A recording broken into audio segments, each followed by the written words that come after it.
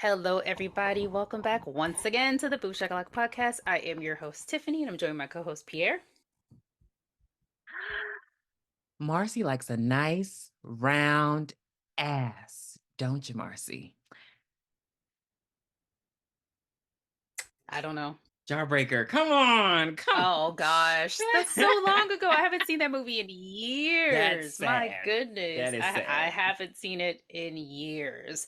Well, to continue on with our Valentine's month, we are here with 2003's rom-com. Uh, Freddy versus Jason. I don't know how this came up, but I did find this lovely photo of them at JC Penney. They got together and had a little photo shoot. Probably cost $29.99. I'm not sure, but anywho, there's a quick synopsis for this, and I really appreciate it. Freddy Krueger and Jason Voorhees return to terrorize the teenagers of Elm Street. Only this time, they're out to get each other too. Perfect. Get the hell out of here! Who wrote that? This was on IMDb. Chef's kiss. Chef's kiss. So, Yeah, regardless of how you... I just want to say one thing. This is Freddy's movie. Oh yes. That's it. Regardless of how you feel about the movie now, this movie was huge when it came out. Like, they literally had like all the press. They even did a you know how when they do the boxing, they do that thing where they go and they get weighed in and they cuss each other out, and like they even did that. And I was it's just called the weigh-ins. Oh, well, excuse me. But yeah, they even did that, and I was like, damn, they really went all out for this movie. So yeah, I'm very proud that I chose this one.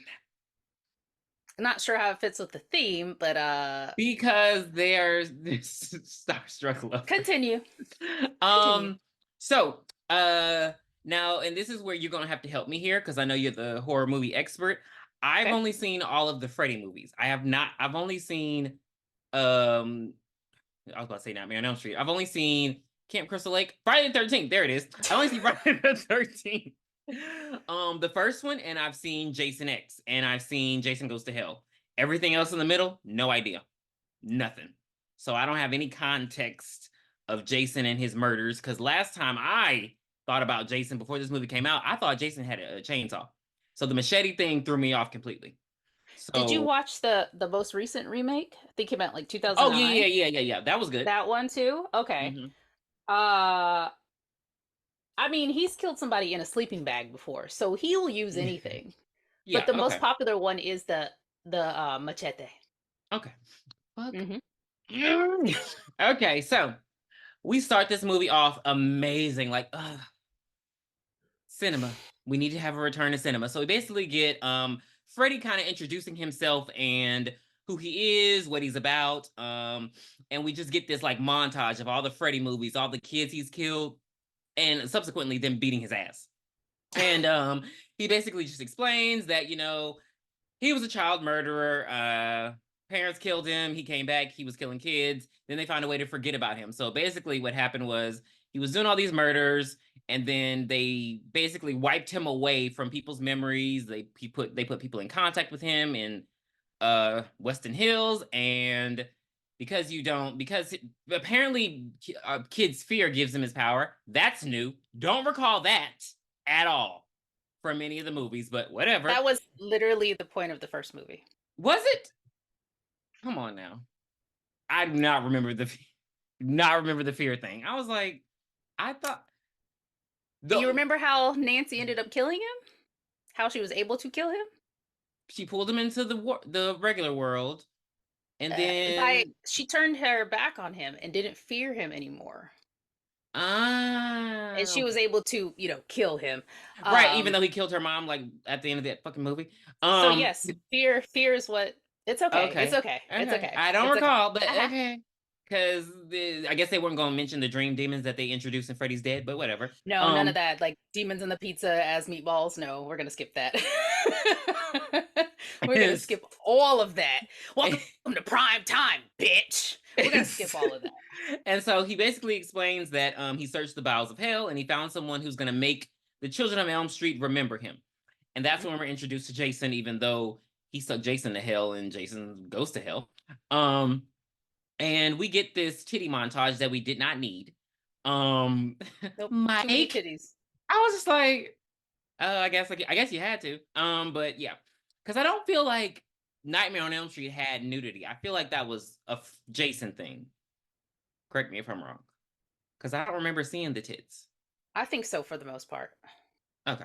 So yeah. So we have a titty moment, and it's Jason in a dream, and then his mom comes to him. Mind you, she pissed me off. Cause why you skinny dipping at night and you jump in the water, and then 5 seconds later, it's not funny anymore. You didn't even wait for him to come, but whatever. Anyway, so yeah, Jason's mom comes to him and she's just like, go to Elm Street. The children are very bad. She resurrects him and he goes walking. And of course we're introduced that it's Freddy and it's his scheme. So do you know? So Jason walked from Camp Crystal Lake, right? Fuck you. To Springwood, Ohio, which I Googled is considered northwestern Ohio, which is the tap to the corner. It is 450 miles. What? Wait, where's northwestern Crystal Lake, New Jersey? Oh, okay. Oh, so and Jason walks slow. Well, he didn't walk slow in Jason, and when he was in New York and he knocked that lady down. Yeah, I don't know. Yeah, so anywho, go ahead. Well, we're gonna assume that he left the year before, and so we're introduced. Well, I mean, he actually goes to Freddy's old house, which I thought was interesting because how do you know where to go? Like he just smelled children like Hocus Pocus. Winnie. And we're introduced to our main characters. We're introduced to Lori, because she has big boobs, and we're introduced to Kia and Gib, and they're just 3 girls hanging out. I guess the power's out, so they ain't watching TV. They're just playing Marry Fuck Kill. And so I don't even think their characters matter. Gib's the drunk high one, Lori is the sweet innocent one, and Kia is like the sassy black friend. And so Kia's the cock blocker. And so she seemed like she was trying to get her some cock. And yeah, they're drinking and Jason's already outside, and it is very spooky. It's a stormy night, and so Gib's going to go out to get more liquor because she's not drunk enough. And so Gib was actually, the friends were really surprised because Gib started smoking again. This is important because I wrote it down. I hate you. So she's headed out to go get more beer. She opens the door and boop, there's Trey, who is her boyfriend, followed by Blake, who is Trey's friend. So he leans in and gives Gib a kiss, and he's like, "Oh, babe, you know I don't like to kiss you after you smoked." Non-redeemable characters. Something else. And then, but Blake is there for Lori. Who is there for Kia? I'm gonna assume that I'm just not, because they don't hang out with black guys. And so the kicker from this whole scene was Kia talking about, "I want a nose job," and I was like, who the fuck wrote this? And did they mean to cast Kelly Rowland when they wrote this character? Yeah, I feel it was kind of racist. Yeah, because I'm like, and then her white friends have to tell her that she don't need a nose job. I'm like, girl, what the? You're beautiful. Love the skin that you in. You my beautiful dark chocolate queen. It was just so random. Like, do you guys think I need a nose job? That'll matter later. That's why. Yeah, you're right. I don't think it was. I think it was just written, and then they picked up Kelly because she was on a break from Destiny's Child. Right before her self-titled debut. What was that song? Motivation. Or was that too? That was like 7 years ago. Was it the song with Nelly? I don't remember. God, I can't remember the name of that song. I'm not a music person. Oh no, she was singing in a tree. Fuck you. What was the name of that song? Fried Green Tomatoes. Stole. Oh, okay. Never heard it. Oh. I mean, it was like a inspirational song, so that's why nobody liked it. Okay, well, I was 12. Anyway, um,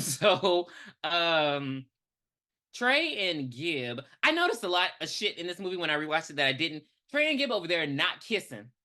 They making kissing noises, but not once did he kiss her. Not once did they just like grinding on each other to My Very First Time. He just said by Marcus Houston. And so, who picked that song? You must have watched the movie with your headphones on. No, I can. You heard it? I've never heard that in the background. Yeah, I was like, what the? And so, My very first in the house on the couch in your parents' bedroom. Remember. I looked to see if it was on the soundtrack. It is not. Oh, they lame for that. And so I know they had to pay for it though. Anyway, so yeah, they grinding and stuff, and he like, come massage a kink out of my neck.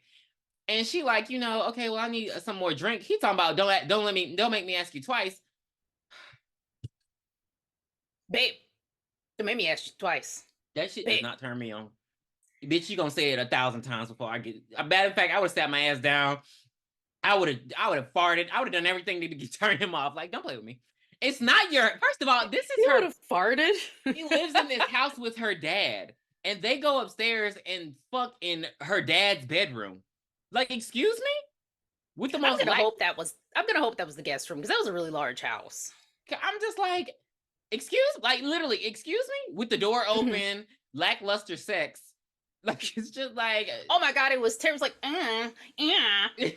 like, are you okay, girlfriend? Like, are you really that drunk? Because this sounds terrible. It was just gross. Her movement was like, it reminded me of fucking Jessie Spano in Showgirls when she was fucking the guy in the hot tub. After they finish. That scene always circulates on Twitter. I hate splash. So after they finish hooking up, they're laying together, and Gib tries to cuddle Trey, and he's like, babe, I don't like to be touched. She's like, well, fuck you. I'm gonna go take a shower. Why are you with this guy? Literally, no, I'm the same excuse we always give because it's high school, and that's what the high school girls want. That's the guy that they like for some reason. Yeah. I always wonder how did they get to the romance part where they're in love? Because he was an asshole. I know he was not just sweet before and then he started being an asshole. It's rarely ever like that. I don't think there is a romance part. Just quality time, and you equate that to being in love. Gotcha. So in the meantime, Kia is trying to set Lori up with Blake, and Lori is not feeling it because this bitch is 18 years old talking about, well, this guy that I dated when I was 14, what we had was real. And I'm like, this is so unrealistic. Like 14 and you just haven't dated anybody. And then she's trying to blame it on like the fact that her mom died, but her mom died when she was 14 too. So it's like, we're not even about to use the Sidney Prescott thing because your mom been dead 4 years. If your dad is that codependent on you that you need him that much, something's wrong. Because I didn't buy the whole. I mean, I understand he's a trash guy, but just this whole, well, what we had was y'all are 14. Yeah. Stop playing with me. Yeah. But yeah, Blake is gross and dumb, and of course the door opens when he goes to get beer, and he don't think nothing of it. He just closes it and whatever. So we get more titties. And because Gib has to take a shower, and we have to see her taking a shower with no suds. I fucking hate when they do that in movies. Because what is she doing? What is she washing off? She just rinsed it off. Yeah, she just rinsed off like the sex juices. I noticed in the movie. I noticed too. This is terrible, but I noticed she had that candle very close to the towels because the lights went out, so she had a candle with her in the bathroom, and the candle was right next to the towels, and I was like, how small? I didn't even notice.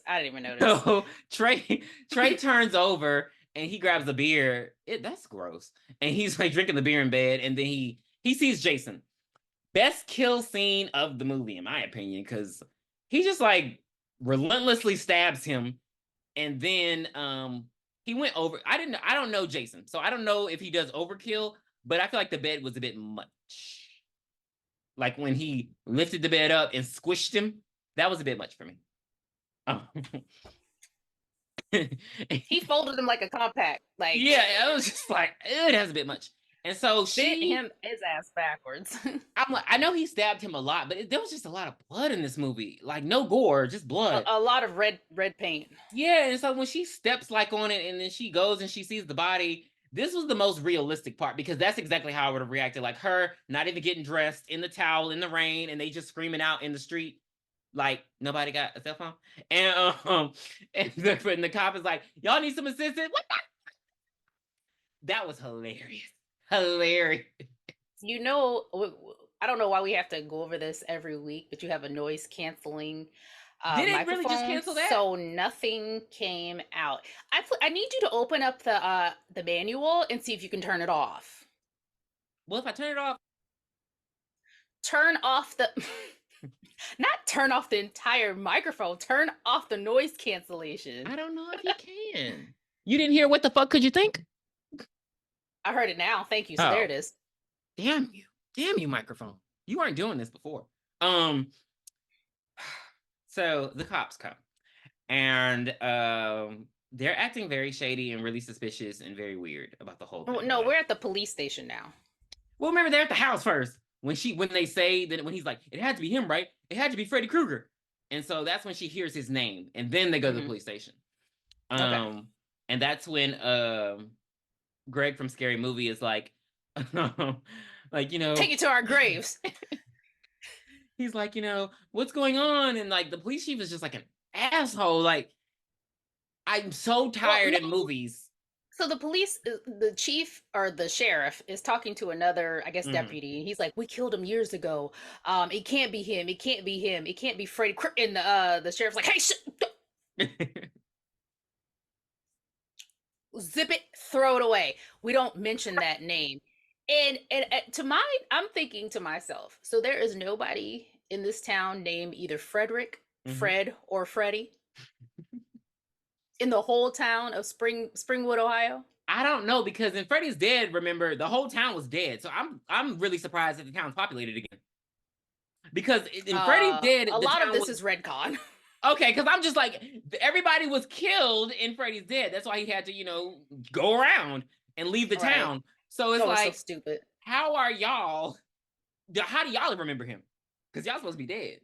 Yeah, I really feel like this is probably just a sequel to part 1. Damn. Maybe even part 2. Maybe no, Hypnosil. No, because part 2 was terrible. Part 3.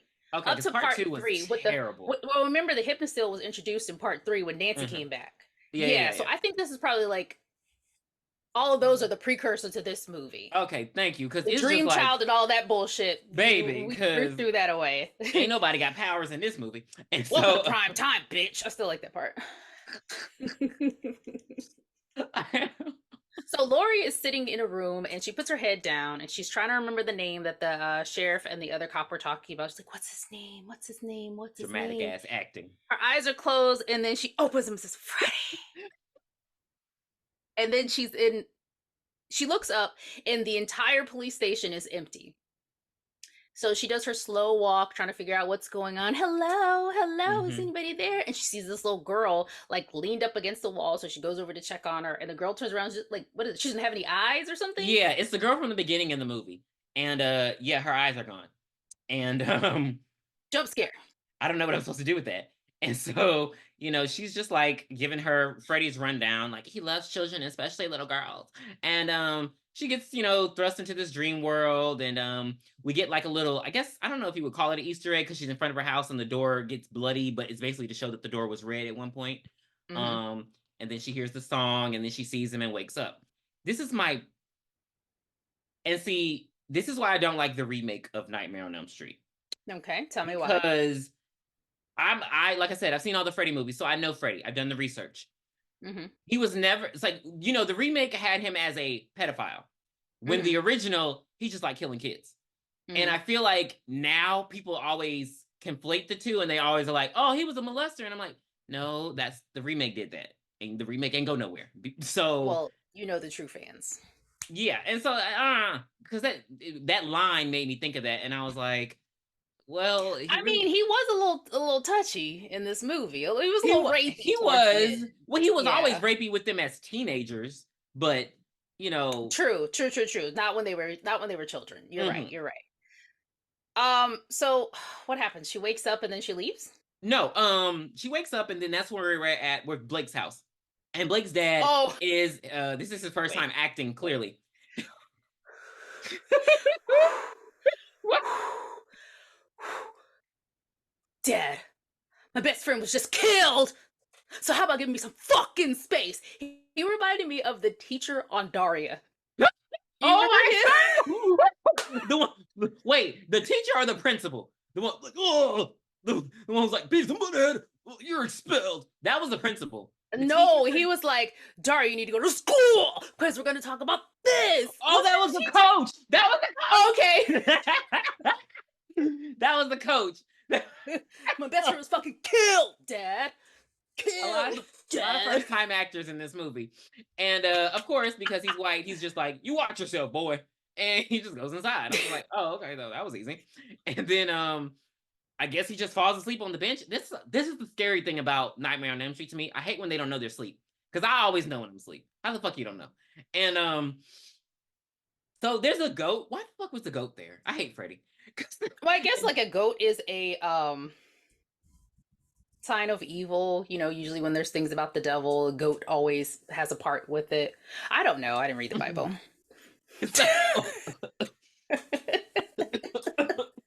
Wait a minute. Flag on the play. Flag on the play. And so he goes out in the street and Freddy attacks him with this cool ass shadow. But he goes like the shadow goes right through him. And he's like, I'm okay, I'm all right. And so Freddy determines that, you know, he's not strong enough yet. Duh, bitch. He only even killed one person. He says, not strong enough yet. Guess I'm gonna let Jason have some fun. I hate you so much. Why are you doing this? And so Blake wakes up and he sees that he's okay. And then he looks over at his dad, who's just like has this expression on his face. And he's like, what the fuck, Dad? Jason is so fucking petty. Because why did you decapitate him and then put his head back on his body? And wasn't no blood coming out, nothing until he touched his dad. Then the head drops off and it starts squirting. And then he sees that Jason's behind him. And this part was funny to me. Because I couldn't figure out, because remember, he holds his dad's head up in defense of himself. So I couldn't figure out if the blood came from his dad's skull or him at that moment when Jason just slashes him. I was like, so did he just cut his dad's head open even more? Like, are machetes that sharp to where they go through two people at once? But okay. Whatever. And so we're back at Lori's house, and her dad is trying to poison her with Hypnosil and orange juice. Don't nobody drink.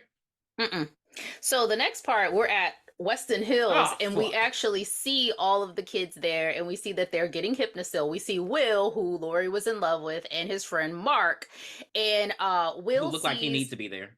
Yes. So Will sees on the TV that tragedy struck the Lori's house. So he's like, we got to think of a plan. We got to get the fuck up out of here. And I'm thinking to myself, you've been there for 4 years. This is the only time you wanted to escape. Like, nobody came to see your parents. He mentions in the movie, nobody came to see him. Nobody wrote him. Nobody called him.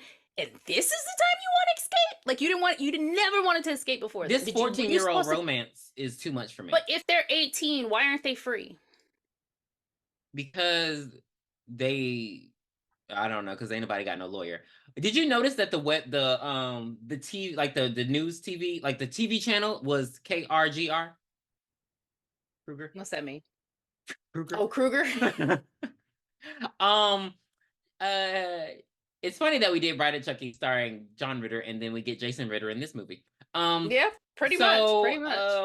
It was very interesting. Yeah, I get what you're saying, and then he like so y'all been there this whole time, and now y'all want to cause trouble. He like, fuck you. And like, I'm like, y'all chill out. First of all. So they think of a plan to get out of there, and they start acting up in their room at night. And security comes in there and kind of shakes Mark. They get into a little tussle, and then security runs out, and Mark actually took the guard's key swipe to get into the building, and they end up escaping that night, running off in the rain. It rains a lot in this fucking movie, by the way. It does. They must.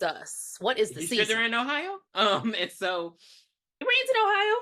I've been there a couple times. Oh yeah, it rained in the faculty. Yeah, it sure the hell did. So okay, they escape. Now we're at Lori, and her dad's trying to poison her with who drinks a full ass glass of orange juice in the morning? The glass was huge. It was at least 24 ounces. I was like, oh my God. You could just give us some coffee, like some water. Nope. Like, damn. Nope. Oh my God. And so The she don't whole want to team. she don't want to take it, but she's still barely like she's falling asleep and doing like, girl, take the fucking orange juice. And it's crazy because at no point in this movie do they go back home and try to find the hypnocil, but whatever, because it's clearly at home. He got a whole fucking bottle of it. Yes, because he tells her, take this pill. Well, actually, it's not at that part. It's a couple parts later, but she tells him to take this. The dad tells her, okay, we'll get to it later. So he's still acting really creepy. Lori falls asleep. She sees Freddy. Her dad turns into Freddy, and then she jumps up. She's like, oh, it's nothing, Dad. I gotta go to school. So Lori gets to school. She's hugging Kia and Gib, and Gib ends up telling her that Blake died too. And Kia jumps up and says the dumbest, most infamous line of the movie. Her second. Kia had the worst fucking dialogue. And she says, the police are blaming everything on Blake like it's some Columbine thing or something. You sound just like it. They're saying that he went crazy. She was trying to get that fucking, she was going to get that Oscar. She was going to get that Oscar. I get it because the kids did go crazy at Columbine, and I guess the kids went crazy here, but the correlation was just off. Yeah, because there were no guns, and they were like, but I didn't understand that either, because she was like, the police are basically saying Blake killed Trey and then killed his dad and then took his own life. But that they didn't even touch the parents at Columbine. They just went straight to school. Right, and then they also they kept talking about Blake and his dad got stabbed. Nobody mentions that his dad was decapitated. Yeah, they said stabbed to death, and I was like, no, he slit him. So I don't. Yeah, so then we meet another person. We're introduced to too many people at too many different times in this movie. Like I had to go and Google some of these people's names because I couldn't remember. So Linderman comes up. He is the nerd without glasses, and he's actually a cute guy, which makes no sense. And he has a crush on Lori, but Lori doesn't want to talk to him because she's still hung up on Will. So Kia fries him for no reason. Like, she's definitely a cock blocker because it's like you want to hook Lori up with Blake. She doesn't like Blake.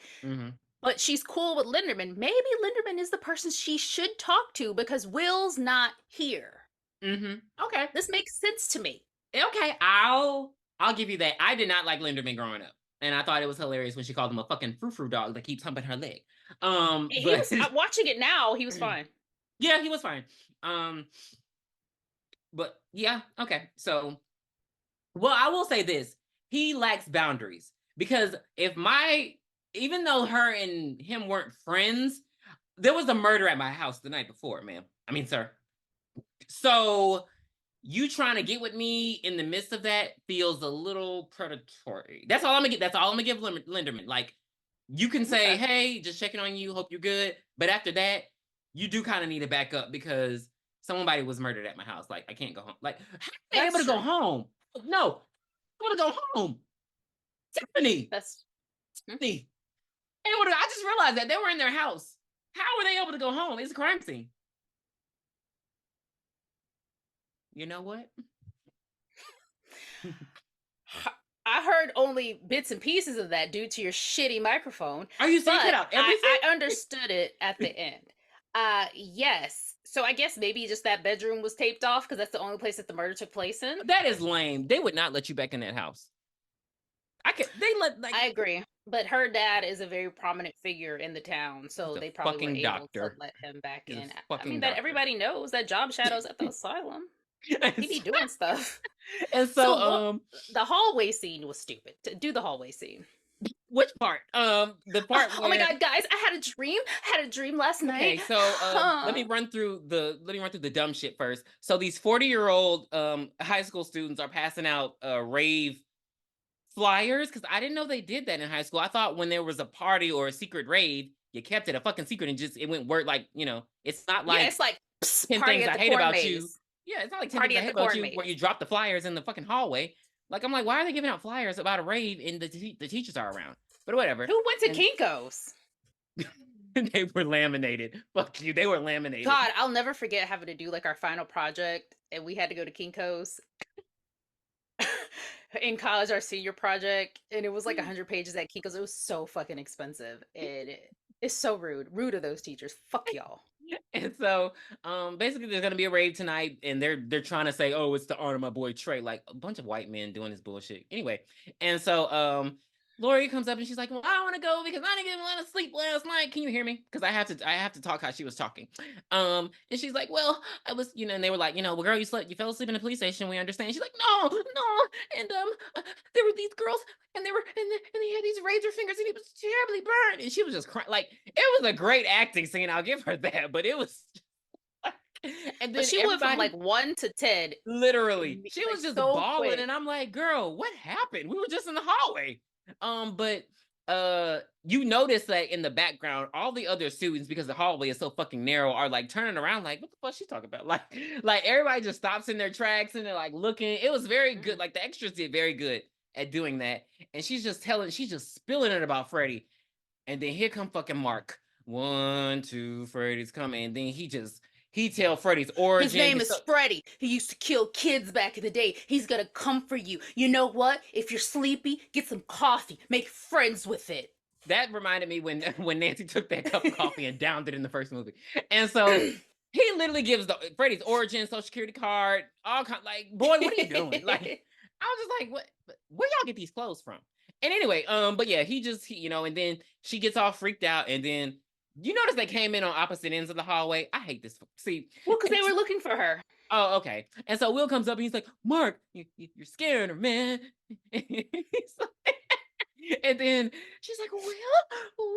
I'm like, okay. They recognize us after 4 years. That's great. And so, she touches his cheek and he's like, yeah, I thought you might be in trouble. Then this bitch faints. It's just a lot going on in this hallway. Have you ever fainted? Never. I've always, and I used to want to because I was like, I wonder how that feels. Now I'm terrified because I have before. I was sick though. So first it feels like you gotta throw up. Then your head starts spinning. And then you're talking, and then the next minute you're waking up on the floor. Like you really don't know what happens. And this happened to me in public. Oh. And I was with my boyfriend at the time, and he was like, we had just got to this event. I fainted. Oh my God. We didn't even get to see the concert. Nothing. Were you dehydrated? That is terrifying. Because excuse me, nobody talks about the throw up part. I just thought they just go. Yeah. Well, I think mine had something to do with me just being sick or something. Oh, okay. But I still passed out. So yeah, without me like being drunk or anything. Like I wasn't drunk. Yeah. And I still passed out. It was just crazy. So man, they make it look so glamorous in movies. Like I've been through it. He said I just kind of just like was leaning on him, and then it was just dead weight. And he was just like, oh, leaning back, trying to put me down on the ground. Mess. So okay, so Lori's now in the nurse's office. Kia on that small ass bed. On that twin bed. I think it was like 24 inches wide. It was the length of a water bottle. Yeah. So she's laying on it, and Kia and Gib are out there, and Kia's looking into a magazine that has some articles about having the perfect face, having the perfect body at a school. And at a school. Yeah, and she sees like some gruesome photos of plastic surgery, just very nasty things. I'm crazy because if somebody says some kind of procedure, I'll go look it up. I'll look at the pictures. I don't care. I mean, I don't want to see it in person, but I'll go look at the pictures. That makes sense, though. That makes sense. Yeah, I feel like it's surgery. It's it's medical. Like it's not like somebody playing around. Yeah. So Kia, she's Doctor knows. That sounded really good. Freddy's finger gloves go up and they hook into her nose, and then he pulls it, and it is the worst CGI ever. So he pulls like a piece of sausage off of her face, and it falls to the ground. She wakes up screaming, and everybody's looking at her like, girl, you okay? Because Freddy's not strong enough, so he's just fucking with you. He's just giving you night terrors at this point because he can't for no reason. Like it's literally just gags at this point. Like, what are you doing, sir? Well, I mean, it's just like, so what I wonder is, so now that the whole town knows, are they the only ones dreaming about Freddy? Like, why isn't anybody else that was in that hallway dreaming about Freddy? Maybe they are. Well, maybe, I don't know, because maybe like, you know what? I know what it is. They didn't have the budget. Because my thing is, why are you just these kids? Why you don't even really know them? Like, you know what I mean? So it's like, why are you? Maybe it's just the whole house thing. Maybe he has a fixation on whoever lives in his house. That's the only thing I think of. Because I'm like, you had about 40 bodies you could have got before you even got to these kids. But He only stalks them. So we move past that, and so Will and Mark are like they go on this hunt. Why they are They're in the still in the school? library. Why They're were in they the still in the no. school? They're at the regular library because they leave. They run out of the school. They're at the But why town were they still library. there? That's what pissed me off. Like, No, why were they you still? left. But they didn't leave until after she fainted, until after the cops showed up. Because remember Oh well, yeah. yeah, and I'm like, why are you still there? So after that, they're at the town library looking at microfiche, and I appreciated them looking at that because like lately everybody's Oh. just going to internet search, or web search. It's never Google, because they can't pay for that. But it was refreshing to see microfiche, and then they see like a lot of the articles have blacked out to cover up any of the murders that have anything to do with Freddy Krueger, and Mark knows because his brother committed suicide, and that's not listed in the paper as well. So they know what's going on, and they come to the conclusion. Like I feel like they're on like this game show, and you have your partner, and there's a question, and once you start talking, you immediately know what the answer is because Mark figures out that Freddy isn't strong enough yet. So now that we've brought him back up, he's going to come back and terrorize everybody because this was his plan, and we've ruined the whole town's secret pretty much. So, yes, blame yourself because you're fucking idiot. You could have easily called Lori to the side and said, "Hey, Lori, I know what you're going through." But no. You wanted to tell everybody, you Like, what happened to motherfucker. the movies where you call the person and y'all meet at the coffee shop and y'all whisper? Like, so yeah, they and it was like a couple of scenes, like there's back to back of them like figuring it out and everything. It was a lot of exposition using these two It was characters. like immediately. Yeah, they like Immediately. figured it out. And oh, Will was pissing me off because he's sitting there doubting the whole fucking. Shut up! Like, just shut up. You're doing too much. Like well, what about? Well, what? Fuck you. And so for some reason though, Mark decides to give Will the keys to his van so that Will can go and save Lori, and he's just gonna stay at home. I'm not staying by myself. No, I'm not because I staying by need you to wake myself. me up. You know what's going on. So anyway, they get to this rave maze hosted by this guy they Children of the mentioned. Corn, His Part name is 3. Shaq. That was the big guy with the jersey on, the host of the party. Did you ever go to any parties like this? Never been to a rave. Never been to a rave. Never been to a farm party. No, I don't do secluded. No, absolutely not. Why did Linderman show up on a bicycle with a basket? Why did you let him do that? Because he, in just a few hours, he was going to throw newspapers in people on people's driveway after the party. He was just getting ready. I was like, why did you do that? So he didn't have to come back. So Lori's sitting there with her business casual outfit, and so Linderman walks up and tries to hit on her again, and Kia's like, "Linderman, you're trying this again?" And then he fries Kia. I can't remember what he says. He's basically Oh, I got it. I got it. Oh, okay. He said, because she called him a bedwetter because they beer ponged him and got him, he was all wet. And so he's like, Kia, I used to think that you didn't like me because I wasn't good enough for Lori, but that's not true, is it? You tear me down because you really hate yourself, which is actually sad when you think about it, assuming, of course, you can think without that makeup weighing down your face. I was like, and then Kia falls in love with him immediately. like, excuse me? Like, what? I understood what he was trying to say, but the whole that makeup, I'm like, sir, shut the fuck up.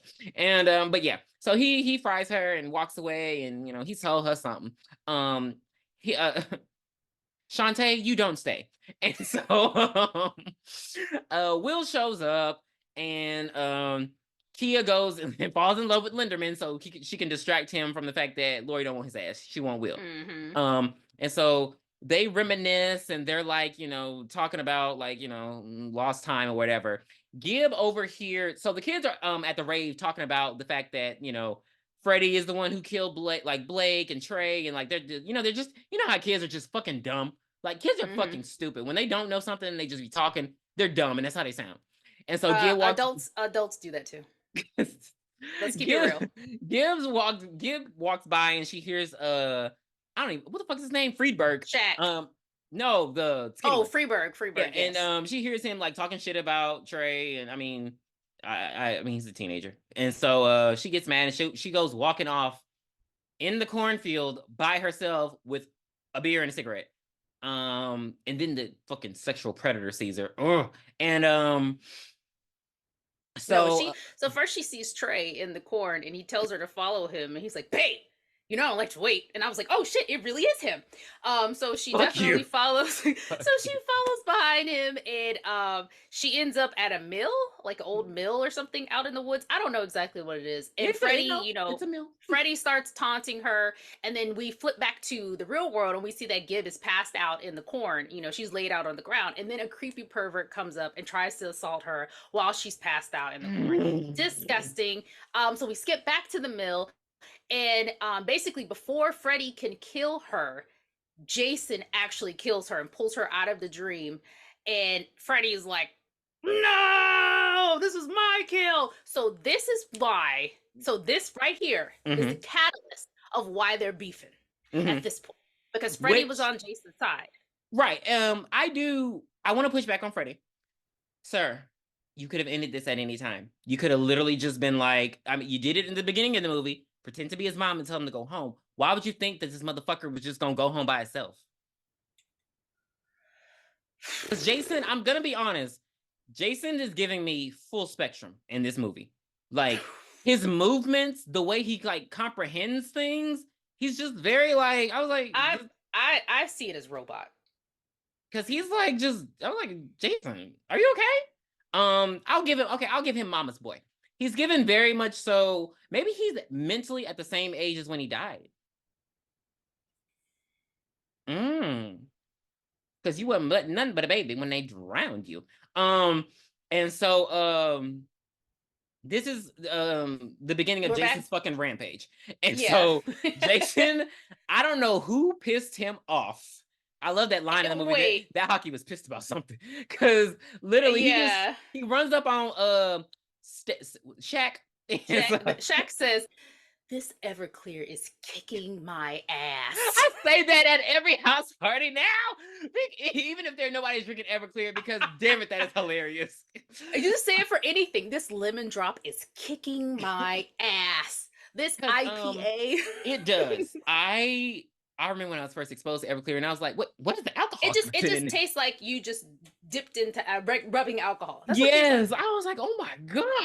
But yeah, and so the other 40-year-old high school student is he gets his neck broken, and so I'll give Shaq this. This was a smart move. Like, you just killed somebody, let me react. He dumps the Everclear on him and lights him on fire. He just didn't know that he was dealing with Jason motherfucking Voorhees, Jason Javante Voorhees, and so Jason Javante Voorhees takes out his machete. He definitely no, I don't give it to him. Jason does not get a black card. His name is Jason William Voorhees. No. Not William. Not he's of the Prestige. Justin Jeffrey Voorhees. He's not.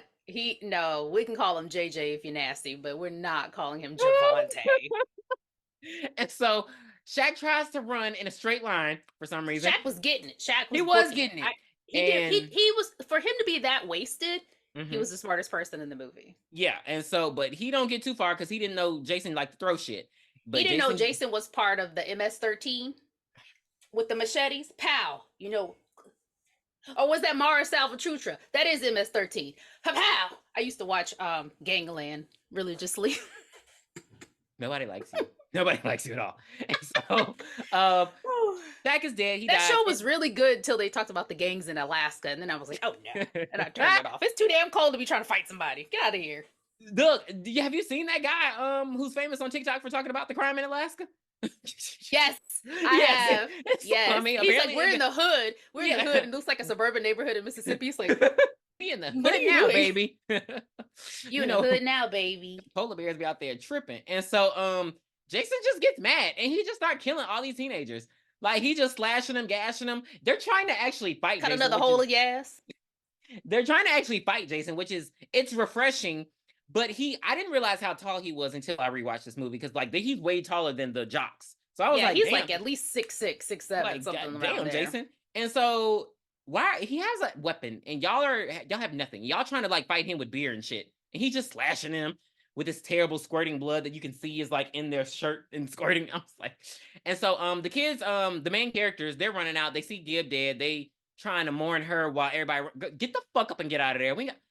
Morning in the car, Right. morning in the car, morning in the car. Like, We come gotta on now. go, baby. We It's gotta like go. 2012. We don't have time for this. Get in this car and drive. And so they're like, we gotta go to the police. They're like, fuck the police. Like, Linderman, like, drop me off at home. Fuck all this shit. And I'm like, okay, that doesn't seem the safest. And so they drop everybody else off. Kia go home. They go home. And so Lori and this motherfucker are in the car with the headlights on in the rain. So that's when he basically tells her, look, bitch. So while I was in, this is what happened. I saw your dad, and then her dad just bangs on the door. Get out of the fucking door. No. He does. He tells her. He said, "I saw your dad kill your mom." And that's and then the dad bangs on the door, and he's like, "This is why I got sent to the asylum. Lori, please believe me." Yeah, and Lori's like, choking his ass. Lori's like, "My mom died in a car accident." Then so the dad and Will are fighting. They're tussling a little bit, and Lori's like, "Stop! Stop!" It's raining again, by the way. And she runs to the house, starts running up the stairs. The dad comes in after her. He's like, "Dad, did mom die in a car accident?"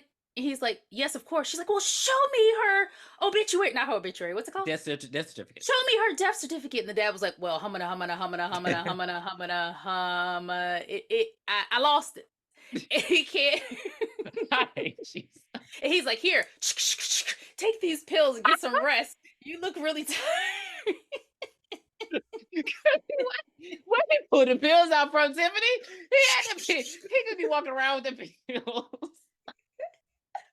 Like, he been dropping them in her drink for the past 4 years, and she has not known. Like, he probably, when he goes to the grocery store and he opens up the milk, he just dumps it in the milk and closes it back up. He puts that in the whole milk and puts it back in the fridge, and he gets himself skim so he knows Lori won't drink it. Pulls it in there. He like, look, babe, take these pills and take a nap. She's like, I don't want to take no motherfucking nap. I want to know why you lied to me. And so she run off and she go and lock her door. It's still so very creepy because we like understanding that he's trying to protect his daughter. He's just going about it in a very perverted way. Like he banging on his daughter. Open the door, God damn it. It's just very weird when dads act like that. And so she jump out the window, she climb out, and she go walking down the fucking street. Like you didn't just see a bunch of people get murdered by this big ass dude. And so Will snatches her up. Like he don't realize that she is in the same situation. I'm like, why do y'all scare these women? How hard was it to have been like, "Hey, Lori"? I mean, clearly. And so, he snatches her up and somehow they just go grab the gang again, and everybody's just that's not what happens. So, I'm just saying that's what's gonna happen by the time we get to the next scene. We know we're at the police station. No. Yeah, so the next scene, I watched this movie. I'm about to show you that I can actually watch a movie, because usually it's really hard for me. Anyway, so Will picks up Lori in the van, and the van of destiny, and he's like, "We gotta go get Mark." So you know what that means. Mark's about to fucking die. So they go over to Mark's, and we see Mark, and he's basically sitting at his desk, and he hears this noise in the bathroom. So he walks over to the bathroom, and he sees his brother in the tub with blood everywhere with his wrist slashed. And his brother sounds like Freddy.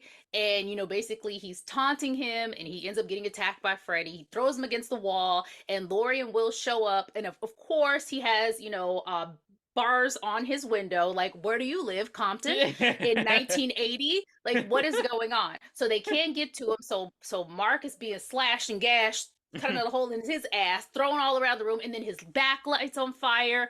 And so Freddy basically was telling him, "I need you to give a message to everybody." And Mark's like, "No." He's like, "Okay, well, I'll do this shit myself." So he burns Freddy's back into Mark's back, and Lori and Will then run off and go get the rest of the gang, because they have to figure out how to do what they're gonna do. You did miss part. Thank you. Cameo, his brother is the bully from A Christmas Story. And so why does Freddy look like a piece of pizza in my background? I hate you so much.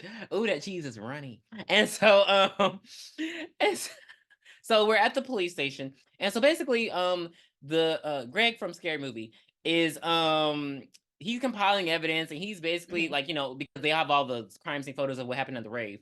And so he's basically trying to tell the sheriff he thinks there's a copycat of the killer from Crystal Lake.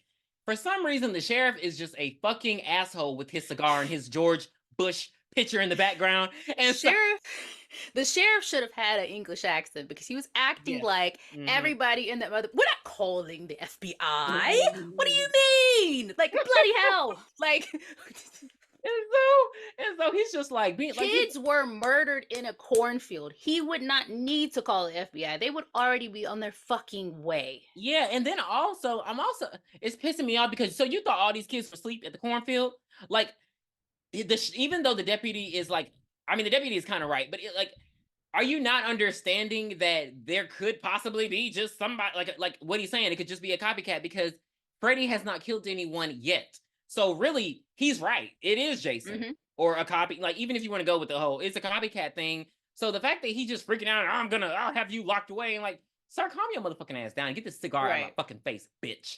And so the sheriff goes and, well, not the sheriff, but the deputy, he goes, and I guess he just goes lurking around town because what else was he doing? He was just driving around town until he found a Scooby van. And so the kids are, I don't know where the fuck they are, in somebody's basement. And so they're sitting up there. And maybe let's say it's Linderman's. I don't want to believe Linderman lived there. Okay, they're at Freeberg's house. Yes, and so they're just basically putting it all together. And so they get to the point where these motherfuckers figure out, oh, well, you know, well, no, they don't figure it out yet. But they're just talking about Freddy. And then the sheriff comes in, and he's basically like, you know, he gives them the origin of Jason. And so that's this part made me weird because Linderman was like, oh no, it's not a copycat. I've seen what he can do. He's the real Jason. You don't even fucking know. You didn't even know about Jason until this bitch walked in. And he didn't say anything about resurrection or like superpowers. He just said like, legend has it he kept coming back in. So I was like, what the fuck are you talking about? They took it way too well for me. And then plot armor. The minute that he said Jason, so Jason and Freddy, Jason brought Freddy back.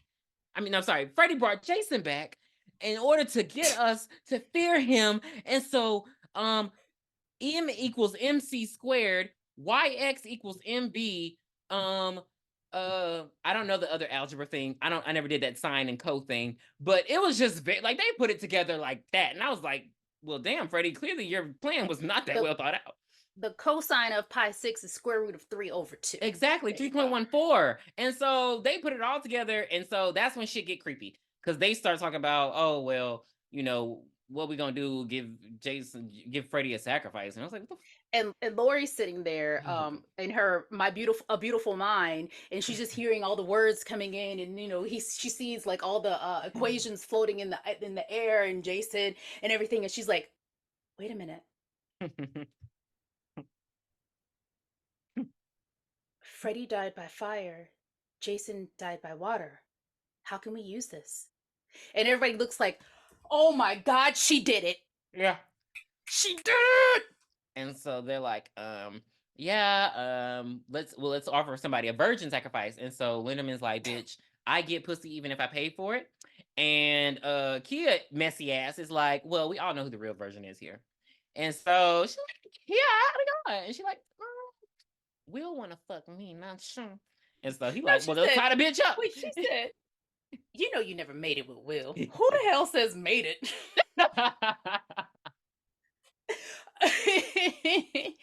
I don't know. So, and then we realize, of course, that Lori is asleep because so after she says that, they're all like, let's get the bitch. Let's tie her up. And somebody pulls duct tape out of nowhere. He's like, with the duct tape. And then Lori's like, oh no, what's going on? And then her dad shows up and kisses her. Even though it's a movie, it was still disgusting. But then the dad turns into Freddy. He's like, come on, the daddy look. Like, gross. And then she grabs onto Freddy's ears, and everybody's shaking her like, what's going on? And she wakes up, and everybody's like, are you okay? Are you okay? And she opens up her hand, and Freddy's ear is in it, and she drops it, and then the ear turns to maggots. Ugh, and then the deputy is like, stepping on the maggots, trying to kill him. I mean, he was just mushing them in the carpet. You know what he did? Carpeted basement. You know what he did, Tiffany? What did he do? He said, oh, I hate that. Maggots. I hate when that happens. I hate when this. Basically, that's when they're like, you weren't having. He was like, we weren't having dreams at Weston Hills, And so she was like, were you on any drugs? And so that's when they do their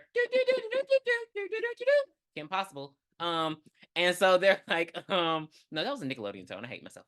And so Nickelodeon. Burning Hell, Dan Schneider. And so they search Hypnosil, and of course it just pops up. And they're like, oh my God, it's not approved by the FDA. And it's used for suppression of dreams. Oh my God, we need those pills. And so, Lori doesn't have like, oh shit, I haven't dreamt in a while either. My dad offered me some pills earlier. Maybe I could just go home and get them from him. But no, they decided to go back to Weston Hills and use the same key card that they used to escape. Like, they didn't deactivate that motherfucker's key card at that point. Baby, It had been as like a day someone and a who half. deactivates badges, that's crazy too. Because the minute you knew it was gone, and they escaped, that badge should have been deactivated. But they get in the back door, same back door, and run up in there. Jason right behind them. How this bitch knows where they are? I don't like. Does Jason have LoJack? How does Freddy know the layout of this? Not Freddy, I'm sorry. How does Jason know the layout of this town? Because, like you said, it took him a while to walk there, and then he walked around town before he got to Lori's house that night. He had to get some gummy worms, some style gummy worms. Haribo. And so, trolley, and so, boo. And so they go and they're in split up because they in the fucking Scooby gang and shit. And they're like going and like Lori, Kia, and Will go and they see all these comatose ass patients and shit, and they're not doing anything significant. Like, they trying to like looking for Scooby snacks and clues and shit. And then Linderman and the cop and Freeberg, this pisses me off. This is why I don't fucking like stoners. And I get it, like, oh my God, legalize weed. Yeah, bro. We're in a situation that is very serious. And he talking about, hey, let's take a little J break. Why? Like, it be motherfuckers like that. He one of the people who wake up and smoke weed without brushing your teeth. Like, why? Why did they even bring him? People are dying, Kim. And he talking about, let's smoke. Like, let's smoke real quick. And so, Jason. Wait a minute. Why did they go get him? Like, out of all these people, when they left the corn maze and ran off, Freeberg got in the van with them, so he heard the rundown. Okay. When they were, so he escaped with them. Okay. So then we see Jason kills the security guard. He throws like a fucking medicine cabinet on him or something. I don't know. No, he kicked the damn door down because he couldn't get in. Jason said, "Open the door, please." And Jason's legs turned into fucking Chun-Li's legs the way he kicked that damn door down. He said, "Did you see all the bruises in it?" Yap. You're killing me. Please stop. My stomach is hurting. And so, did you see the fucking roll today? Did you see the holes in the door from where I was like, oh my God. Like, Jason, did you hear me? Yap. He fucking them. Now you make me want to go play Street Fighter 2 on my Switch. Like, so yeah. So Jason just, again, red paint, all that blood from the door slamming. I was like, okay, anyway. And so, that's while Freeberg is smoking because he just had to have some weed. Don't do drugs, kids. Remember Dare. And so he sees a fucking Pokemon roll up, and he starts. It was like a caterpillar. I was like, "Fuck you, Freddy." And this was nostalgic to the movies though, because Freddy be playing with these kids too much. And so he rolled up. I told you he was in pizza. And so he pulls out a bong and he blow it in his face, and so he starts to follow the slug. And so basically the slug goes into his mouth, and Freddy starts controlling him in the real world. And so he busts open the cabinet with his hand. Why couldn't you just open it? And so time out. That was the same cabinet in the same room that Lori, Kia, and Will were in. Why the fuck did they not check the frosted glass cabinet for the Hypnosil? Because they weren't looking for pills. They were looking for her father. What her father had. I don't know. They were looking for pills. That not at that moment. Well, because he said your dad's name is he said that your dad's name is at the bottom of these charts, and she got just too flustered and she had to walk away. They went to the asylum. They were in the same room. They went to the asylum to get the pills. She got flustered because she found out her dad has been lying to her this entire time. So she had to walk away. She's a blonde. She just had to walk away. So, anywho, Linderman and the deputy are in the room, and they see Freeberg tossing the hypnocil down the sink because he is possessed by Freddy. And then all of a sudden Jason comes out of nowhere and starts in they're in the control room, and he tries to slash this Greg. He tries to slash the deputy and misses him and hits the control panel and starts electrocuting himself, and then he grabs the sheriff and then they both get electrocuted. So Jason and the sheriff and the machete are getting electrocuted, and Linderman grabs the deputy's gun and like tries to shoot him. So he runs out in the hallway, and he does not try to shoot him. He just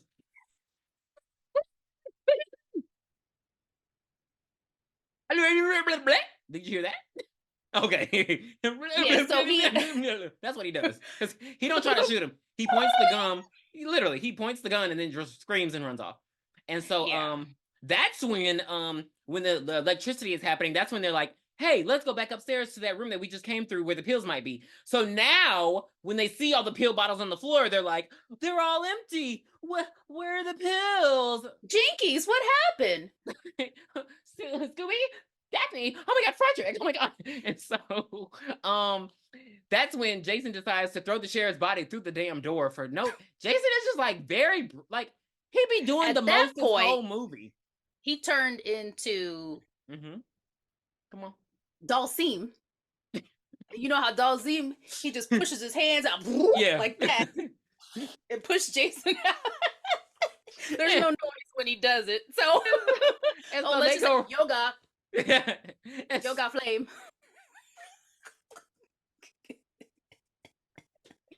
I wonder if Capcom is gonna copyright this. And so they go running, and so they see Freeberg. Freeberg got some syringes, and he pulled like a bunch of tranquilizer into some syringes, and so he's just standing in the hallway, and they're like, Freeberg, like, come on, we gotta go. Why they're waiting for him, I don't know. I would have left. Tiffany, you got one. You got one. Tiffany, let's go. After that, it's on you. And then he goes, Let me handle this bitch. And then he's still talking about what? And he's like, come on, man, like, you doing too much. He don't want to come. He gonna have to stay. So Jason, okay, so he turns into Zangief.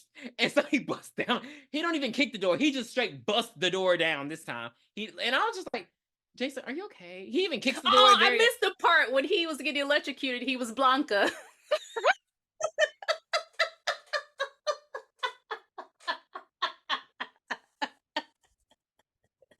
I'm going through the whole cast, baby. Sega.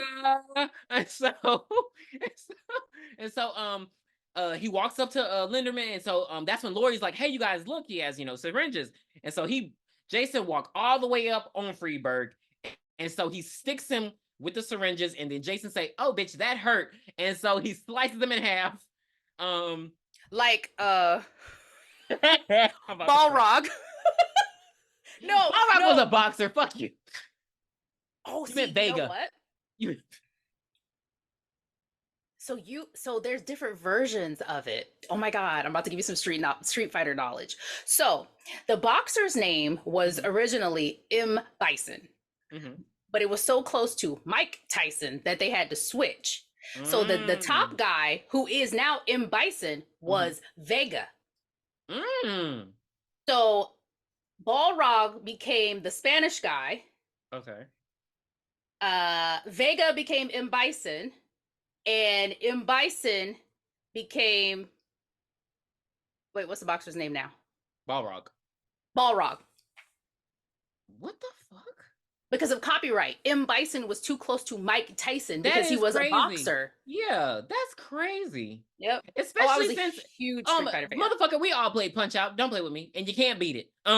It's yeah. So those three changed names.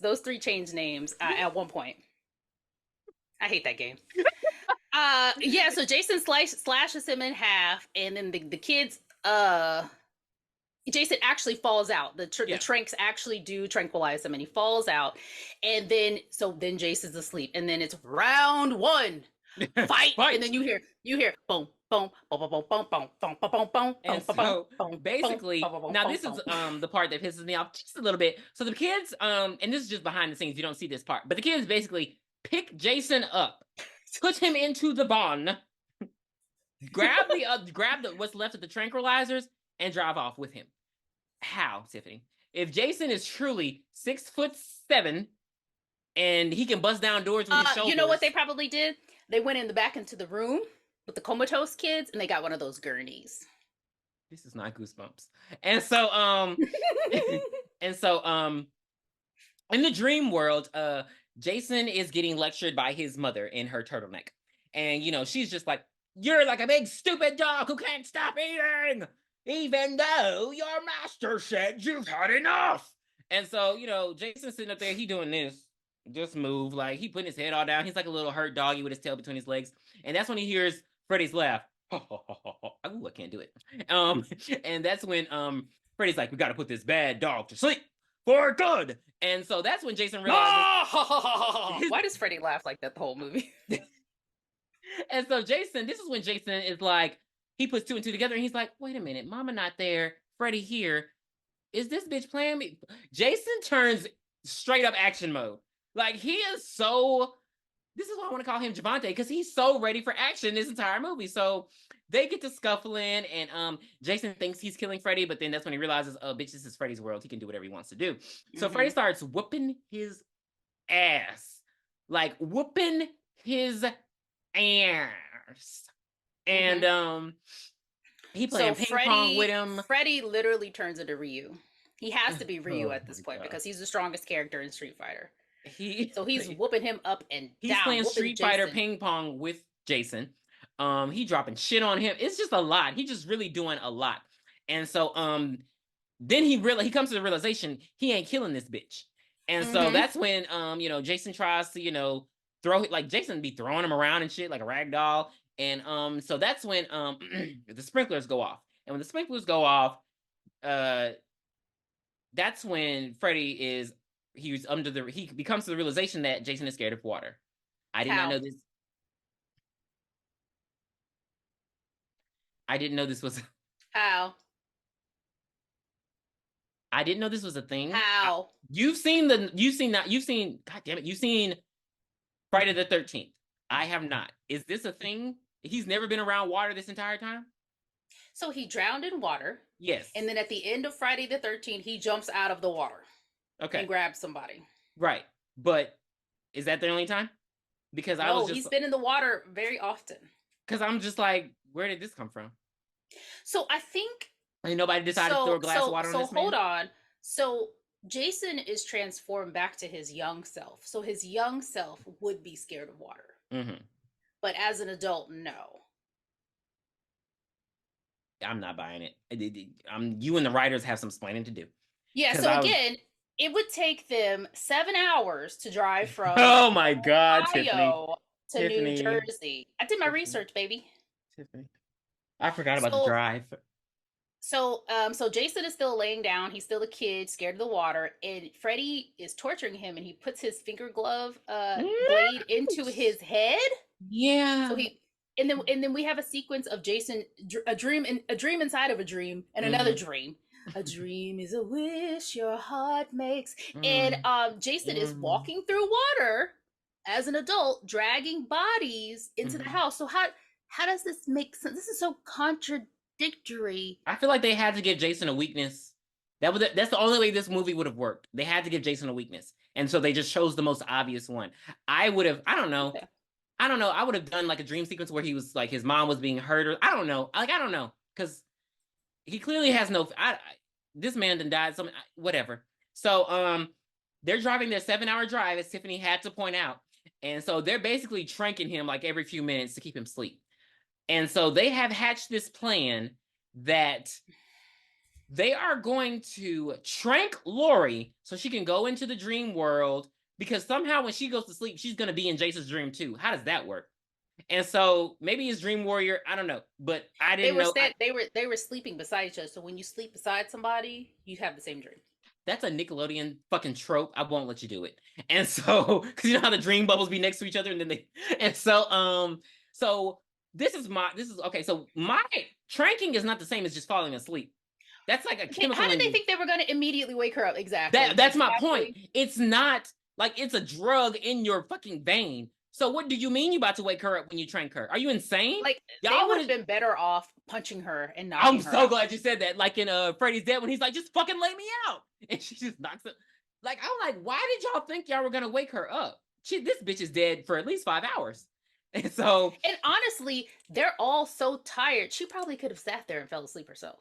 I mean, she did throughout the entire damn movie. She hadn't been asleep since the But first when we night. need you to go to sleep, you ain't sleeping. Thank you. Okay.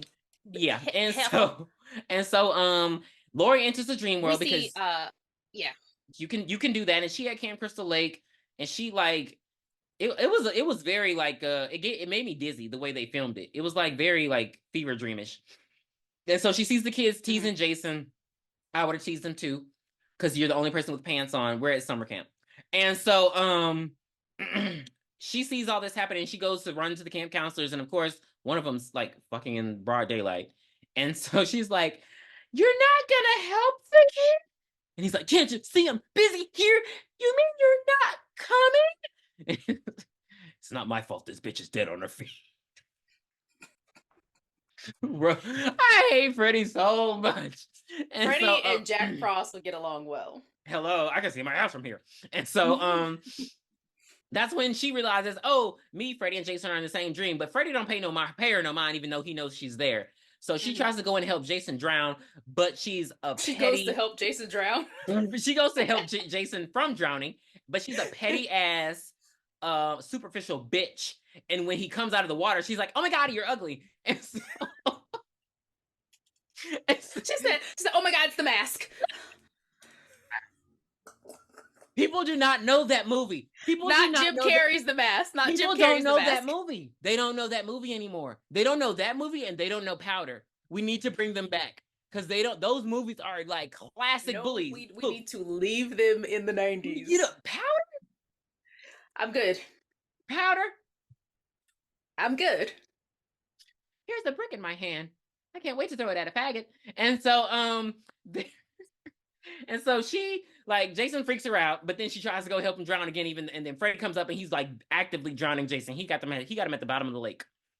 And so Jason starts drowning in real life, but he's like drowning in a way that I've never seen before. Like water's just gushing out of his face.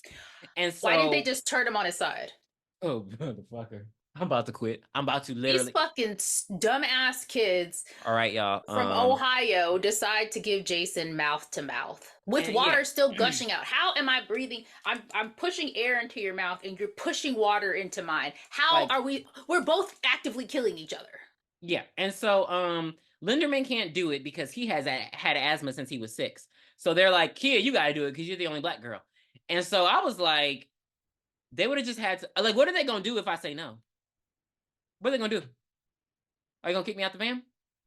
Good, I'll survive. Like literally, what I would not have done it, especially when she was lifting up his mask and you see his decayed, like, and then his rotten. Because Jason, it was so gross. It was so gross. And so she's about to do it, and then that's when boom, Jason just wakes up and he wakes up and immediately like untapes himself because they had him duct taped. He just immediately gets out of everything. Linderman get freaked out and shoot the gun right next to Will's ear. I would have beat the shit out of him. That's why was he holding the gun? Why was he holding the gun? Like he should have been holding the gun. And so the van tips over. Jason flies out miraculously. He the only one who fly out the van. And so in Dream World, Freddy is like, wait a minute, he's gone, but you still here. He gets pissed. And so he jump out, he demon Freddy, and her. This is the coolest shot of the movie when he jumps out of the water so slow and that lands makeup on the ground. When he was all like devilish, I was like, oh my god, that's how he should have looked. If he had looked like that in the. So Freddy turned into Guile when he does a flash kick. You are out of control. You are out of control. They are going to flag this. Sonic boom. And so that makeup flash kick good. It would have made me scared of him if that's how he looked throughout all the movies, because that was very demonish. So her watch goes off, her timer that she had. I don't know why she had. I don't know what that was supposed to do. And so she's like, "Okay, here's my chance." And so she turns into who the fuck? Raiden, and she zooms towards him, and she knocks him over, and she's like, "Wake me up! I got him! And he's like, bitch, they're not waking you up. You took a tranquilizer." And so, bam, she's at her house in a dress, and so she's like, "I can't scream because my microphone." And so, that's when she realizes she's trapped, and now they're trying to wake her up. Like, Lori, wake up! They shaking her, they slapping her, tossing her, kicking her. And so that's when Kia's like, "Look, guys, we're right next to Camp Crystal Lake all of a sudden. And so let's walk there." And so the car only crashed 35 feet from the entrance sign. Yeah. We made it. Yeah. So they walked Camp Crystal Lake.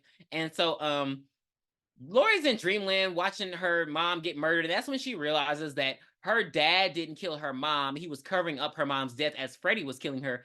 But I didn't understand that. Like, from vantage point, what was the point of you going to the room with a knife? Like, what were you doing? You can't stab Freddy. I think maybe she probably heard the mom screaming, so he ran to go to try to save her. And, and then, of course, it was just Freddy killing her, and he didn't know what the fuck was going on. Okay. Let's just roll with it. Let's roll with it. Okay. Anyway, and so, that's, he's like, "I always had a thing for the whores that live in this house." And so he's over there. In this house. It's supposed in this house. It's supposed in this house. And so this part is particularly gruesome for me. It was very I don't know if I would say cringy, but it was very dark. And so basically he's like slicing her tits because the director needed there to be blood on her tits because they needed you to like pay attention to the fact that she has big tits. And so he's slicing her tits, and then he even like lifts up her dress, and he's like, you can hear the clanking and clinkling, and it's just like, you just don't want to imagine what's happening to her right now. And this is what's happening to Lori, not Lori's mom, because you never this is happening to Lori at this point. And so they're in a random cabin trying to wake Lori up still, and they're in a cabin in the woods. And they're trying, and they can visibly see things are happening to her, and and he's just like, Lori, he's like slapping her, but he ain't slapping her hard enough for me. No. I would have kneed her, I would have punched her in her nose, I would have pulled her hair, I might have spit on her. But yeah, she's just not waking up. And so Jason, because of course he is psychic, he is a telepath, and he goes to the Xavier Institute for gifted students, and he knows where they are. So he busts through the wall. There's a door, like Jason. Like E Honda. So he goes, puh, puh, puh, puh, puh, puh, puh, puh. How did you get the sound?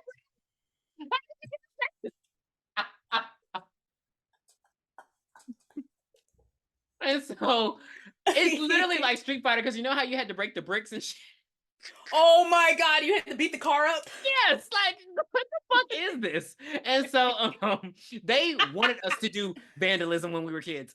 And so he busts through the wall, even though there's a door right there. Jason is pissing me off this entire movie because he does not care about property damage.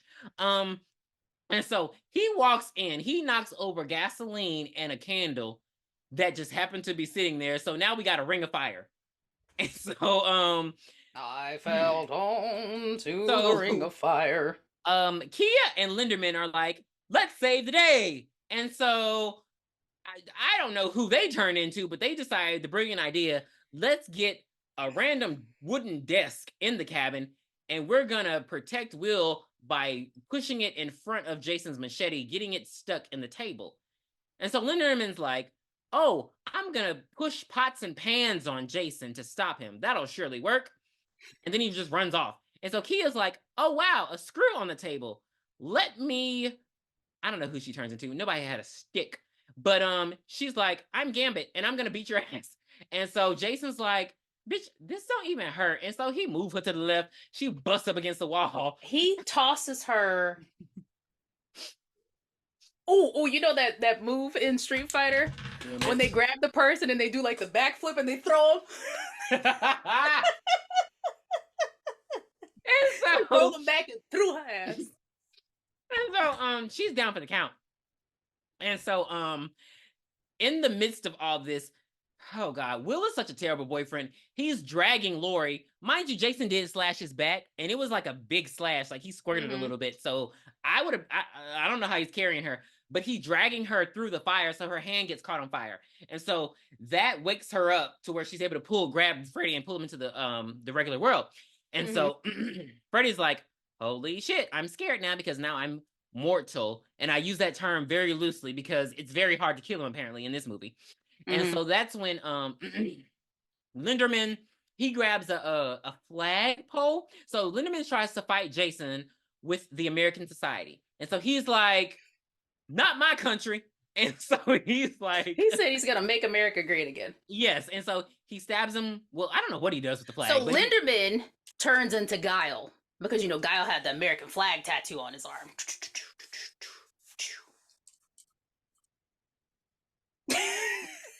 And his song was You won't be forgiven for this. And so he we forgot that part when Jason busted in like E Honda. He knocked over this gas can, and then I don't know how fire got on it. And I literally said fire. that. I said the Ring of Fire. But we don't know how it happened, is what I'm saying. Because there was a plot armor. Because there was a candle in the cabin that had been abandoned for years, and so it was just it was the black flame candle. That's what I was about to say. A virgin lit the black flame candle, and because we know Laurie never made it with Will. I hate you. And so Linderman gets knocked into the wall on like a hook. I don't know what that was. I don't know like maybe a jacket hook. Yeah, a jacket hook. And so Kia and Linderman are like, Kia and Linderman are like, we got fucked up enough. Let's go ahead and leave these bitches here. They don't even care about the friends no more. They're just like, let's escape. And so Freddy and Jason have this. This is the part where Ryu is fighting M. Bison because this is the final battle. Yeah, this is the finale. And it's very hard. It's very hard. He's using all these moves. The computer is cheating. You know how I go.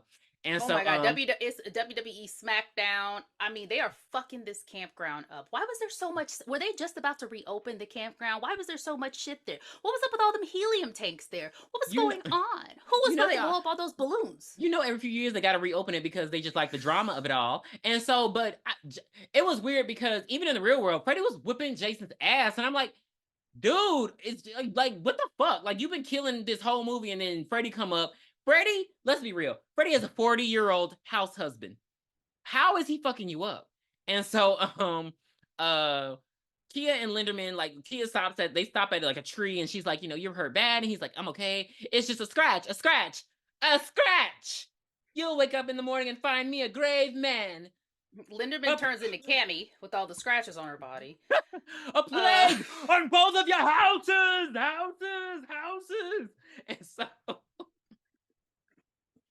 And so, Kia turns into Leonardo DiCaprio and leaves her friend for dead. And so, then you see that Linderman basically got hurt worse than he thought, and he was just bleeding out. That was sad. I don't like that. R.I.P. Linderman. Yeah, that was sad. And so, spoiler alert, because like I said, I'm a nerd and I love the DVD extras. In a deleted scene, she actually kisses him. Yeah, she kisses him, and because she's like, "Oh, Linderman, you were the only man I ever loved." She's like, I'm gonna go and get help, but I'm coming back for you to kick your ass, because Kelly had to be all. She's like, and to kick your ass if you tell anybody I did this. And she kisses him, and I'm like, really? He should have pushed her away and said, I like Lori, right? He should have He should have pushed her away and said, I don't date black girls. Or when you gonna get that nose job? If he had said love you, that, Kelly Rowland. I love Kelly Rowland. Oh my god! Like it was just. So she runs. So now this is it. We're finally at the end. Thank God. Yes. Yeah. So Will and Laurie are running away, and Freddy comes up behind him, and he calls Laurie a bitch yet again. Like he is throwing him out. Mm-hmm. Like you said, Gambit throwing out them cards. Yo, it's like for real. He's dishing out the bitches for lunch, breakfast, and dinner. And then Kia runs up and she's like, Freddy! And he turns around and says, how sweet, dark meat. And see this, the reason I was not afraid of Freddy, and the reason I was able to watch the movies as a child, because even though I was scared because nightmares, mm-hmm. I never saw him kill black kids until the third movie when he killed the black kid, the girl with the asthma, when he sucked the asthma out of her, and I had asthma when I was a kid. Yeah, absolutely not. And so, so Kia decides to fight Freddy with homophobia. So she turns into, I don't know, Marjorie Taylor Greene. And so, Hey everybody, welcome to the Friday night comedy special. First up to bat, we got Kia all the way from Springwood, Ohio, with her stand-up special. Kia, take the floor. So yeah,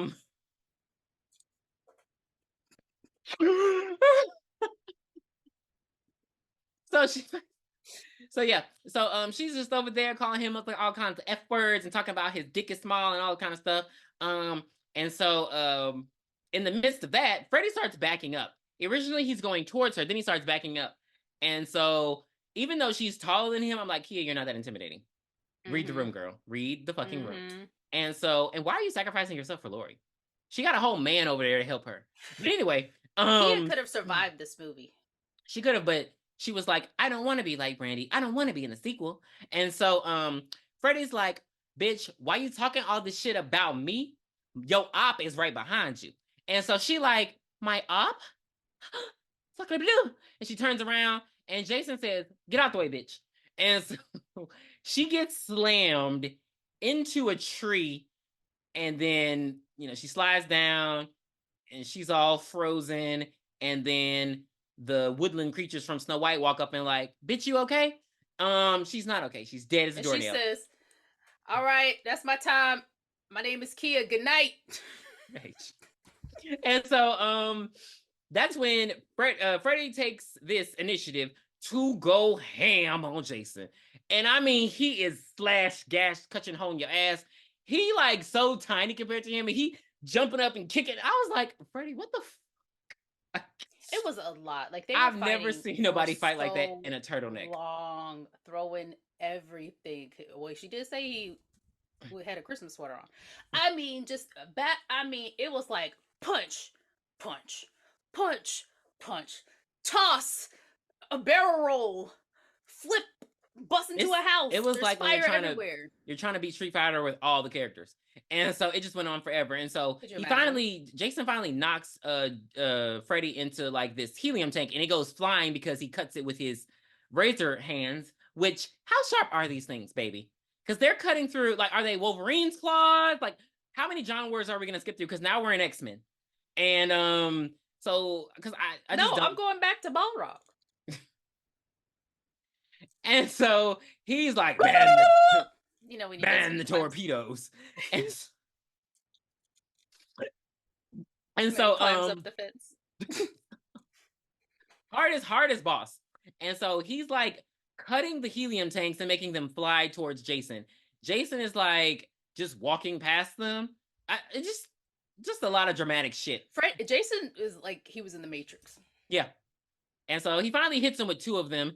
Then he like impales him with a bunch of spikes. I don't know what those things are called, but I see them all the time. And they like go through. He's just pulling them out all casually. I think they were metal rods. Metal rods. There we go. Hot rod. And so then he like, I don't know. He starts hitting him with this swing set, with this golden metal swing set. And so then he gets caught in the rope of the swing set. And then that's when he loses his foot. That's when he loses his I don't even know, what is it called? His upper. He loses the upper hand. Thank you. I was gonna say upper garment. And that's when Jason starts pounding his ass. Mm-hmm. And for somehow the cart from Donkey Kong hits them, and they go flying all the way to the damn not the bridge, the pier. And so I was like, how does that happen? There's just a lot of mechanics going on. Like, where did the cart come from? And how does it hit that hard? And so they're on this is when they get to the pier, it's over with. Jason said, bitch, you got a couple licks in, but that didn't hurt. Pop, pop, pop, pop, pop, he said, like, I've been on pause, but I'm finna press play in a motherfucking millisecond. And he said, no, what he said was, he said, I'm not gonna spit because I got way more motherfucking class than you. I am, however, gonna bitch slap your so he starts slicing Freddy to pieces, like cutting him up. So he got Freddy on the ground and everything. And so during this whole thing, I'm sorry, we got to skip back to the dumb bitches in this movie. So Will is like, okay, let's just row your boat on out of here. Why they don't just walk out, I don't understand, but they're gonna just row out of here on the boat. And she like, no, because he killed my mama, and I ain't leaving until I see him die. So they hatch a plan to get the gas. They gonna get this gas thing, Nozzle? the gas nozzle, and they're gonna just blow them to I pieces. think it was propane? Yeah, well, yeah. And so they're like putting it all on the tanks and all on, like they're putting it propane and propane accessories. And so they're like, he like, Bobby, get them tanks over there. And so she's just like spraying it all with the gasoline. And because the cabin was on fire earlier, she goes and grabs some sticks. So Freddy getting fucked up until he throws his hand and then he cuts fucking Jason's fingers off. And so then he catches the machete. And then Jason gets stupid again. And so he starts cutting Jason to pieces. Like he like cutting his Achilles tendon. He cutting his back up. He slashing him with his claws and the machete. He gouges out his eye. Ugh! It was hard to watch at one point because then it started getting really gory. And he like he sticks his like glove all in his guts. And then Lori's like, go to hell. And so she like she could have had a better line than that. Yeah. And so she throws the fire, and then Freddy's like spooked. And while he's spooked, Jason like just straight fists him. Like straight fists him through the like guts and like, and so then he pulls off Freddy's arm. It was just very gory at this point because they're just they're both profusely bleeding, heavily incapacitated, but they're still fighting each other. Like Freddy's stabbing him with the machete still. And I'm just like, when did it take this much to kill Freddy? They usually do it in like 2 seconds once they pull him in the world. But he's like, there's a lot of durability all of a sudden. And so they eventually get blown up. And finally, so they get, everybody ends up in the water. All four of them. All four of them end up in the water. They get blown up. They get light on fire, and they get in the water. And then, you know, they come out the water, and they're hugging. They're like, we saved the day. Yay. We just probably caused thousands of dollars in property damage, whatever. And so then somebody gets out the water, and they're walking up, and they're all freaked out, and we don't know who it is. And the camera pans up, and it's Freddy with the machete. And so he's about to stab them. Freddy with the machete. He just made a rhyme. Jason pulverizes him through the chest with his own claw, and then he falls in the water. And so Jason's dead. And so Freddy's like, you know, kneeling, and he's just like,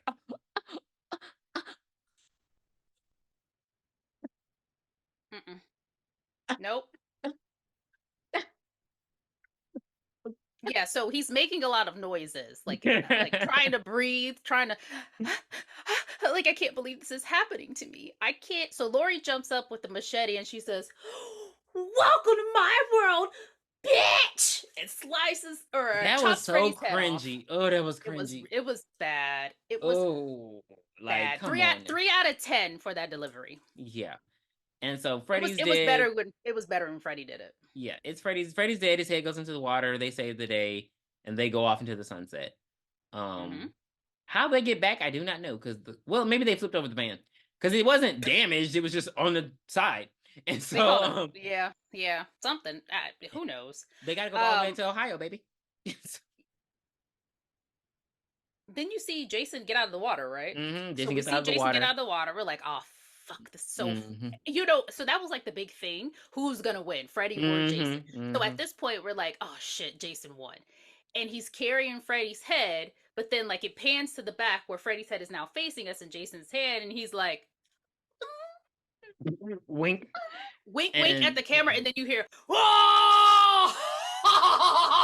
in the background. Like, why was he screaming? Like, why was he? I don't know why he does that. And so, yeah. And that is the end of the movie. Honorable mention: the sheriff should have died. There were a lot of people in this movie who did not die, and I needed them to die. Sheriff should have died. Lori's dad should have died. Yeah, but they just got to escape. But Kia had to die. Fuck y'all. So, because this is something that has never been done before, I did go to see this in the movie theaters. Who would have? This was like the ultimate matchup. We had always been asking for this, even though the storyline wasn't the best. We wanted to see this. So for that, I'm gonna give Freddy versus Jason a 7 out of 10. Okay, I will give it I'll give it an 8 out of 10 because they had black characters and they had a black main character. So I'll give it that. And she lasted almost. She was She was the last person to die in the movie, besides Freddy and Jason, but they didn't die. So yeah, she was the last person to die in the movie. Yeah, so it was a fun ride. It's just it's very nostalgic. Like I remember I was too young to go see this movie. We had to sneak in, and it was just one of those big things. Like everybody was like, and then all the kids named Jason were like, "Oh yeah, I'm fighting Freddy tonight." It was just so hyped up, and lame. And it pisses me off that we haven't really gotten anything like this since, because I don't count Alien versus Predator. Like we haven't gotten a Chucky versus Leprechaun. We haven't gotten what matchup would you want to see? I would want to see Chucky versus Leprechaun, and I would want to see Michael Myers versus Ghostface. Ghostface is dead immediately. Ghostface loses that round. So, I mean, maybe you would have to put him with Jason, but it's just like, I mean, I would say classic slashers. Hatchet versus Jason. Who the fuck is Hatchet? The Mardi Gras killer? Yep. I hate you. And I know they had like comic books after this, like they were supposed to be like Freddy versus Jason versus Ash, but I that never happened. I don't understand. Evil Dead. Thank God. Yeah, I don't understand how. I don't know how much money it made. I don't know. Like I don't know how they just left this at, like they left it here, and then they just started doing reboots years later. So I thought that was very interesting. How so the Jason reboot after this wasn't bad. It was all right. But the Freddy was terrible, but the Jason wasn't bad. It was. I thought the Jason was very well. The way because Jason was running in that one when he ran up and popped the guy.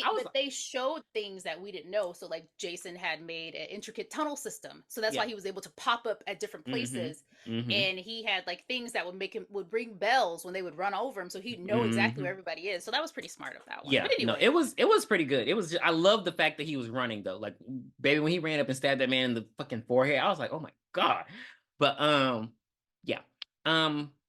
Well, all right, guys, that will do it for 2003's Freddy vs. Jason. Please be sure to follow us on Twitter X, BOOshakalakapodcast, YouTube, BOOshakalakapod. Please email us at booshakalakapodcast@gmail.com. You can find us on Spotify, YouTube sometimes, and on Apple Podcasts.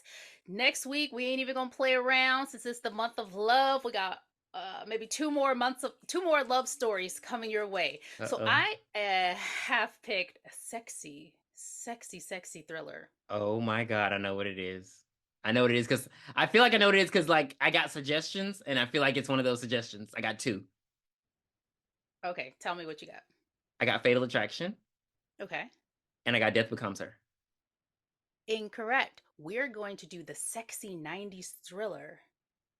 Species. Reese Witherspoon. Oh. And Mark Wahlberg. Fear, baby! I forgot about Fear!